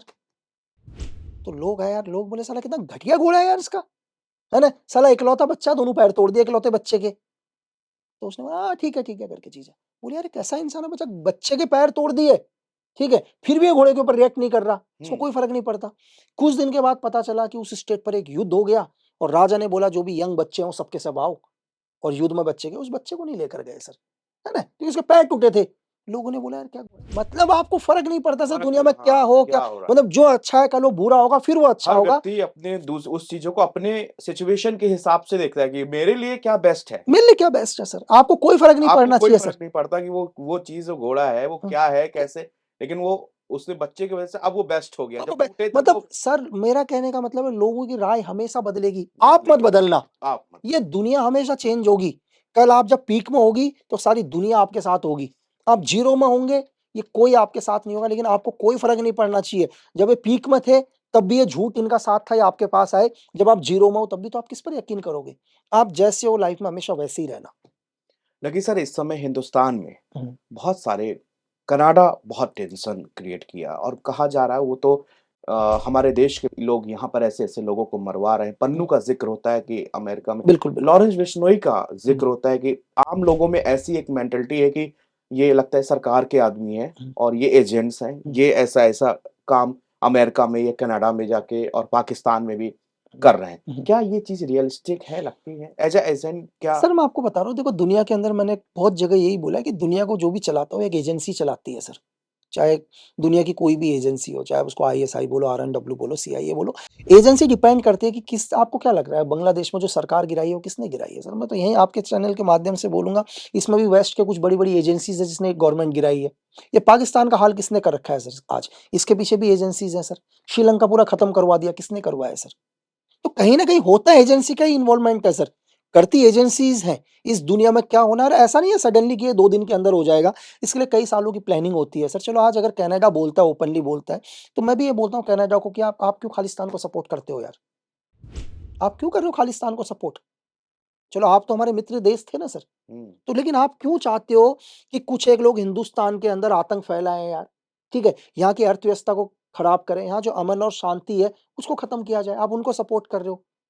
अगर आप उनको आपको कनाडा से प्यार है, मतलब आपको एक खालिस्तानियों से इतना ही प्यार है, तो आप कनाडा में ही बसा दो एक छोटा-सा खालिस्तान सर, क्या फ़र्क पड़ रहा है? इतना बड़ा क्षेत्रफल है आपका, दे दो एक छोटी-सी जगह कि यार तुम मत छेड़ो हिंदुस्तान को, यहीं खालिस्तान बना लो। ये तो एक वोट बैंक है सर, ठीक है? यहाँ खालिस्तानियों को फंड मिल रहे हैं, मेरी बात सुनो, खालिस्तानियों को भी खालिस्तान से कोई मतलब नहीं है। कोई ना कोई वेस्ट की कोई कंट्री उनको फंड दे रही है कि हिंदुस्तान के अंदर अमन और शांति इनकी खत्म करो, क्योंकि हिंदुस्तान दुनिया का तीसरा अर्थव्यवस्था बन के उभर गया, ठीक है? इसमें जितनी जल्दी हो सके अशांति करो, दबा के फंड आ रहा है उनको, वो भी नए-नए 16-17 साल के बच्चों को बोल रहे हैं खालिस्तान, खालिस्तान। ये सिर्फ एक बिज़नेस गेम है सर, जिसमें वेस्ट के कुछ बड़े देश हैं कि हिंदुस्तान के अंदर कैसे अमन और शांति को किया जाए। बस इन्होंने एक यूज़ कर लिया खालिस्तानियों को, जो खालिस्तान अपना मूवमेंट चला रहे हैं, सबका वोट बैंक है। कनाडा के प्रधानमंत्री को पता है कि भाई मेरे यहाँ पंजाबियों का बहुत बड़ा वोट बैंक है, ठीक है? मैं ये बोलूँगा कि भाई मैं तुमसे इतना प्यार करता हूँ कि मैं तुम्हारे खातिर हिंदुस्तान से दुश्मनी लेने के लिए तैयार हूँ, ताकि इन पंजाबियों का वोट बैंक उसको मिल जाए। ये पूरा एक गेम है सर, इज़ द जियोपॉलिटिक्स। तो क्या लॉरेंस बिश्नोई का इसमें इन्वॉल्वमेंट आपको लगता है सरकार उनको इसलिए जेल में बंद करके रखा है और ये खालिस्तानियों को जो इनके एनकाउंटर हो रहे हैं, इनको मारा जा रहा है, इनमें इसका ही हाथ होगा? सर देखो, इस चीज़ पर तो मेरे पास कोई भी ऐसा एविडेंस नहीं है। अभी तक किसी भी कोई भी दुनिया की किसी एजेंसी ने या हमारी एजेंसी ने ऐसा कहीं पर भी कुछ पेपर्स नहीं है कि इसमें लॉरेंस का हाथ है या लॉरेंस के थ्रू ये काम कराया जा रहा है। बस मैं इतना बोलूँगा सर, देखो कि दुनिया में जो भी हो रहा है, कोई इनोसेंट तो कोई नहीं मरा सर। हुँ, चाहे चाहे पाकिस्तान के अंदर ज़हूर मस्री से लेकर हाफ़िज़ के भाई से लेकर जितने किलिंग्स हो रही हैं, ठीक है? या आप कनाडा के अंदर बोलो जज्जर से लेकर जो भी है। लेकिन देखो सर, इनोसेंट जिस दिन मरेगा उस दिन कोई भी आदमी मुझसे क्वेश्चन पूछे तो मैं उसका जवाब दूँगा। इसमें इनोसेंट कोई नहीं मरा है, तो इसमें लोगों को बहस भी नहीं करनी चाहिए सर। आप अगर आपको इतना ह्यूमन राइट्स की बात है, आप लोगों के मुद्दे की बात करते हैं, सोल्जर शहीद हो रहे हैं सर, मासूम लोग मर रहे हैं, उनके उनके लिए आवाज़ उठाओ सर। टेररिस्टों के लिए आवाज़ मत उठाओ, आतंकवादियों के लिए आवाज़ मत उठाओ सर। बस, आपको आवाज़ उठानी है, आपको ह्यूमन राइट्स करना है, आपको धरना बैठाना है, इस देश का सोल्जर शहीद हो रहा है ना सर? मासूम लोग मारे जा रहे हैं, उनके लिए रोडों पर आओ सर। लकी सर एक आखिरी सवाल फिर आपको आप बिज़ी हुँ, शेड्यूल लगा है, मैंने वैसे भी थोड़ा-सा आपका समय ज़्यादा ले नहीं, नहीं, लिया है। No problem sir. सर जब हम पाकिस्तान अपने नेबर्स कंट्री की बात करते हैं, हुँ, तो देखिए श्रीलंका में क्या हुआ, बांग्लादेश में आप देख रहे हैं किस तरह के हालात हैं, पाकिस्तान एक कैसा मुल्क है। हुँ, अच्छा हमारे लिए, इंडिया के लिए और एक एजेंसी के लिए हुँ। सबसे बड़ी चुनौती के रूप में सबसे बड़ा विरोधी देश जो पड़ोसी राज्य में वो कौन-सा है? सर इस टाइम देखो, मैं आपको एक चीज़ बताऊँ कि हमारे को इस टाइम, चाहे आप बगल में चाइना बोलो सर, हमारे लिए प्रॉब्लम है सर। आज नहीं है कल प्रॉब्लम होगा हमारे लिए। यहाँ हमारे लिए पाकिस्तान तो सर 1947 से ही प्रॉब्लम दे ही रहा है सर। दे रहा है। हमें प्रॉब्लम देते-देते साला खुद सर ₹200 केजी आटा खा रहा है, ठीक है? लेकिन बोल रहा है कि फिर भी मैं बोला मैं भूखा मर जाऊँगा, लेकिन प्रॉब्लम दूँगा, है ना? हथियारों की पूरी सप्लाई है उसके पास, सर मैं भले आपको, महँगाई कितनी भी हो गई हो। अगलों ने बोल दिया कि मैं भूसे की रोटी खा लूँगा, हाँ, लेकिन परमाणु बनाऊँगा, हथियार बनाऊँगा सर। हथियार बनाऊँगा। ये पाकिस्तान बोल रहा है। आज सर देखो, आज मैं ये बोल रहा हूँ, शायद आज 12 तारीख है, कितनी है सर? जी। आज 12 तारीख है ना सर? तो मैं आपको ये बोल रहा हूँ सर, कि आपको एक शॉकिंग लगेगा। आप अभी कुछ दिन के बाद एक और न्यूज़ सुन लेंगे कि नेपाल की गवर्नमेंट गिरने वाली है सर। आपको बहुत, अभी शायद मैं चला जाऊँगा यहाँ से और आपको मेरा एक शॉकिंग याद आएगा कि लक्की बिस्ट क्या बोल कर गया सर। आप नोट करिए, विथिन आपको बहुत जल्दी 10 दिन 15 दिन के अंदर खबर आने वाली है, नेपाल की फिर से गवर्नमेंट गिर रही है जो 2 महीने पहले बनी थी। कौन है इसके पीछे सर? एजेंसी। मैंने आपको क्या बोला सर? और ये बड़ी ताज्जुब वाली कि नेपाल में जितना सिविलियन नहीं होगा उससे ज्यादा एजेंसी के लोग होंगे सर सर। मैंने आपसे 20-20 लाख रुपए की मोटरसाइकिल में घूम रहे हैं। मैंने 12 तारीख को ये कह रहा हूँ, ये दुनिया के किसी न्यूज़पेपर में नहीं आ रखा सर अभी तक। नहीं आ रहा। अब वर्ल्ड का कोई भी न्यूज़पेपर उठा के देख लो, लेकिन मैं आपको आज यहाँ कह रहा हूँ कि 20 दिन, 15 दिन, 25 दिन, 1 महीने के अंदर नेपाल की गवर्नमेंट गिर रही है सर। इस दुनिया की सबसे महंगी चीज़ है इन्फॉर्मेशन सर, तो मैं आपके न्यूज़ के लिए पहले ही देख बता के जा रहा हूँ। आप बोलोगे 12 तारीख को कोई बोल कर गया था और 1 महीने में नेपाल की गवर्नमेंट गिर गई सर। कहाँ से मिलती है इन्फॉर्मेशन? सूत्र नहीं बताए जाते अच्छा। हैं। लकी जी, बस चलते-चलते एक हुँ, एजेंसी के बारे में जब भी ख़्याल आता है, मोसाद का नाम सबसे पहले आता है। हुँ। कभी आपका पाला पड़ा है मोसाद से? सर मैं ट्रेनिंग ही लेके आया हूँ, इज़राइल से ही ट्रेनिंग लेके आया हूँ सर। मैंने बहुत सारे मित्र लोग रहे हैं। बस यही है कि मोसाद अपने ऑपरेशंस को बताती है सर, कि हम लोग आरएनडब्ल्यू अपने ऑपरेशन को नहीं बताती, नहीं अच्छा। तो दुनिया में हमने बहुत ऑपरेशन करे हैं सर इस देश के अंदर, ठीक है? अगर आप सक्सेस ब्लू स्टार बोलो तो वो भी हमारा सक्सेस है। सियाचिन आज हमारे कंट्रोल में है सर, ठीक है? पूरा का पूरा कश्मीर हमारे कंट्रोल के अंदर है। अगर आप ऑपरेशन फिजी देखो, 12 साल के अंदर हमने एक देश के प्राइम मिनिस्टर को चेंज कर दिया सर। हमने इतना बड़ा 1999 में न्यूक्लियर सक्सेस किया सर, जबकि पूरी दुनिया की नज़र हमारे ऊपर थी, तब भी सक्सेस ऑपरेशन तो है ही सर। और बहुत सारे ऐसे ऑपरेशन हैं जो आरएनडब्ल्यू नहीं बताती है, शायद आने वाले बच्चों को पता चले। और डिपेंड करता है सर, देखो आज एक पावरफुल लीडर है देश के अंदर और बहुत बड़े-बड़े ऑपरेशन चल रहे हैं। डिपेंड करता है आपका लीडर कितना स्ट्रॉन्ग है, तो आपकी एजेंसी उतनी स्ट्रॉन्ग होती है सर। तो मोसाद क्या टेक्निकली ज़्यादा सर क्योंकि देखो पेजर में नहीं, नहीं, अटैक हो नहीं, जाता है? नहीं बहुत नॉर्मल है सर ये तो। ये नॉर्मल है? नॉर्मल है सर पेजर वगैरह तो सर बहुत नॉर्मल ही है। ये बहुत आप लोगों के लिए बहुत मुश्किल लग रहा है, सिविलियंस के लिए बहुत ईज़ी है पेजर अटैक वगैरह कुछ भी नहीं है। नॉर्मल आईडी बनाई है जिसने भी बनाई है, मैं डायरेक्ट नहीं बोलूँगा कि मोसाद ने बनाई है, बहुत बहुत छोटी चीज़ है पेजर पर अटैक सर। मैं तो ये बोल दूँ कि इन फ्यूचर के अंदर कि आप ये बोलोगे कि लोगों ने सनलाइट के साथ भी आईडीज़ बना ली सर, टेम्परेचर के साथ आईडीज़ बनाई है। तो बहुत ये जो टेक्नोलॉजी जो पेजर वाली टेक्नोलॉजी थी, ये तो 2004-5 के अंदर मोसाद ने स्टार्ट कर दिया था इसको करना, मतलब तो ये तो नॉर्मल है सर। ये आप लोगों के लिए सब कुछ नॉर्मल हो जाता है। हम लोग जब सुने पेजर अटैक के बारे में तो लगे गूगल में कि क्या है? क्या कर दिया ऐसा कि लोग हाथों में ब्लास्ट होने लगे नहीं, और नहीं, मैं आपको ये मैंने कल भी एक जगह बताया, मैं आपको रिपीट कर देता हूँ, जी, छोटा-सा आपको दायरे से समझाता हूँ पेजर का क्या है सर। जी, ध्यान से शॉर्ट में बताऊँगा, 1-2 मिनट में खत्म करता हूँ कि इज़राइल के पास हिज़बुल्लाह से एक इन्फॉर्मेशन क्योंकि एक्चुअली क्या है मोसाद के पास ऑलरेडी हिज़बुल्लाह में उनके खुद के इन्फॉर्मर है और हिज़बुल्लाह डिसाइड करता है ना हम मोबाइल को छोड़ देंगे। क्योंकि मोबाइल ट्रेस होता है, आपकी लोकेशन ट्रेस हो रही है, आपकी बातों को सुनाया जा रहा है। क्योंकि फ्रीक्वेंसी मोबाइल जिस फ्रीक्वेंसी पर काम करता है, कहीं न कहीं है, तो हम लोग आएँगे रेडियो फ्रीक्वेंसी के ऊपर। रेडियो फ्रीक्वेंसी को क्रैक करना बहुत मुश्किल है सर, उसको हैक करना बहुत मुश्किल है। हम रेडियो फ्रीक्वेंसी पर आएँगे जो पेजर होते हैं। पेजर का ज़माना चला गया, लेकिन हिज़बुल्लाह इन्फॉर्मेशन दे देता है मोसाद को कि हिज़बुल्लाह क्या है, दोबारा पेजर कर रहा है। अब मोसाद क्या बोलती है, जो भी एजेंसी है दुनिया की, मैं डायरेक्ट मोसाद के ऊपर नहीं आऊँगा और बोलते हैं कि यार एक काम करते हैं, हम ही क्यों ना पेजर की कंपनी खोल लें। कहीं न कहीं से तो पेजर खरीदेंगे ये लोग। तो एक एजेंसी क्या करती है, एक पेजर की कंपनी खोलती है और चाइना के साथ कॉन्टैक्ट करती है, यार हमारे को आप अपनी आप वो दे दो, फ्रेंचाइज़ी टाइप दे दो एक छोटी-सी। ठीक है? तो ठीक है यार फ्रेंचाइज़ी ले रहा है, पेजर ही तो बना रहा है, फ्रेंचाइज़ी दे दी और देन हिज़बुल्लाह ऑर्डर करता है पेजर का। उन लोगों ने क्या कर दिया, किसी भी बॉम्ब को तैयार करने के लिए, आईडी को तैयार करने के लिए 4 चीज़ों की ज़रूरत होती है सर। इन 4 चीज़ों के बिना दुनिया में कोई आईडी नहीं बनेगी। सबसे पहले होता है पावर सोर्स, ठीक है? पावर सोर्स क्या होता है? पावर सोर्स 2 तरह की चीज़ होती है, पावर सोर्स होता है इलेक्ट्रिक और फ्लेम। बिजली और आग, हाँ, दुनिया में 2 ही फ्लेम है। तो पेजर के अंदर इलेक्ट्रिक तो है ही ना, हुँ, यानी कि पावर सोर्स तो है ही, हाँ, कि दुनिया में पेजर कहीं भी चले जाएँगे तो क्या हिज़बुल्लाह तो उसको चार्ज करता रहेगा ना, तो पावर सोर्स उनको मिल गया। दूसरी दुनिया के अंदर उसके अंदर दूसरी चीज़ क्या होती है सर? डेटोनेटर।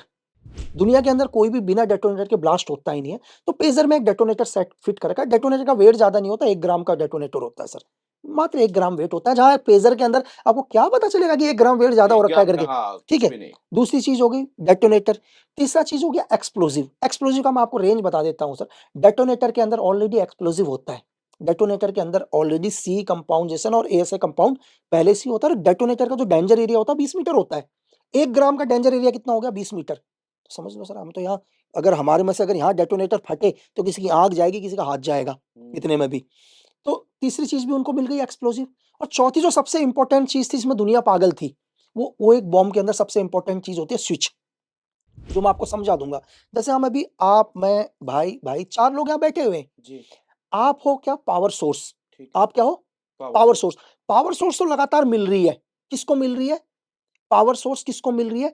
स्विच को मिल रही है, जो बंदा बीच में है स्विच। एक स्विच जो मैंने आपको चौथी चीज बताई।